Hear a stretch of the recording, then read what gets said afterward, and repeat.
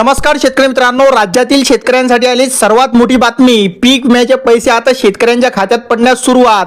शेतकरी मित्रांनो, मुंबई उच्च न्यायालय खंडपीठ संभाजीनगर यांनी दिलेल्या आदेशानुसार पीक विमा योजनेअंतर्गत पात्र शेतकऱ्यांना आता नुकसान भरपाई अदा केली जाणार आहे। शेतकरी मित्रांनो, न्यायालयाकडून प्राप्त झालेली रक्कम पीक विमा योजनेच्या खरीप हंगाम 2020 मधील जो उर्वरित हिस्सा बाकी होता तो आता शेतकऱ्यांना मिळणार आहे।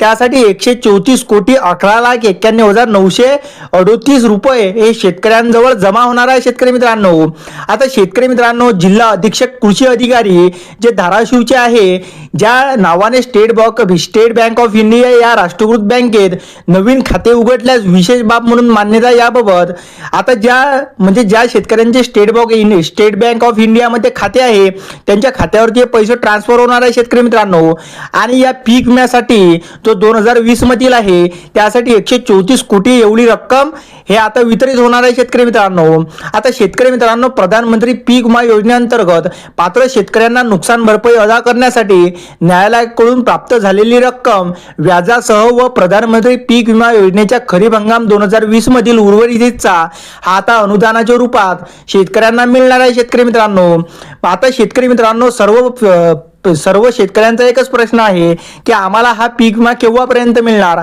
आणि त्यासाठी काय करावे लागणार।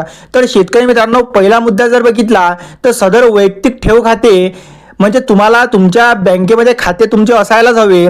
प्रशासकीय वैयक्तिक ठेव खात्याची योग्य देखभाल करणे म्हणजे त्यामध्ये काही चुका आहे का ते सुद्धा तुम्हाला पडताळणी करणे, त्यानंतर वैयक्तिक ठेव खात्यातील पावती सुद्धा तुम्हाला व्यवस्थित ठेवणे। आता शेतकरी मित्रांनो, सदर वैयक्तिक ठेव खाते 3 वर्षाच्या कालावधीसाठी म्हणजेच 2025, 26, 27 आणि 27-28 चालवण्यास परवानगी आहे का हे सुद्धा बघणे।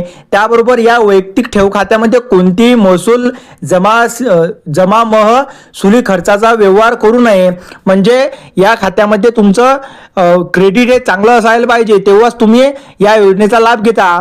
आणि शेतकरी मित्रांनो, हा जो 134 कोटींचा धाराशिवसाठी 2020चा हा पीक विमा मंजूर झालेला आहे, हा लवकरात म्हणजेच 30 मार्च आधीच तुमच्या बँक खात्यात जमा होण्याची शक्यता आहे।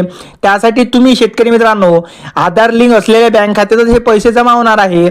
आणि हेक्टरी याचे दर जर बघितले शेतकरी मित्रांनो तर 13,600 पासून ते 22,500 पर्यंत याचे दर असणार आहे। आणि शेतकरी मित्रांनो, हे पैसे नुकत्याच 2 ते 3 दिवसात तुमच्या खात्यावरती जमा होणार। व्हिडिओ आवडल्यास व्हिडिओला लाईक आणि चॅनलला सबस्क्राईब नक्की करा। तर चला भेटू पुढच्या व्हिडिओमध्ये, तोपर्यंत नमस्कार, जय हिंद, जय महाराष्ट्र।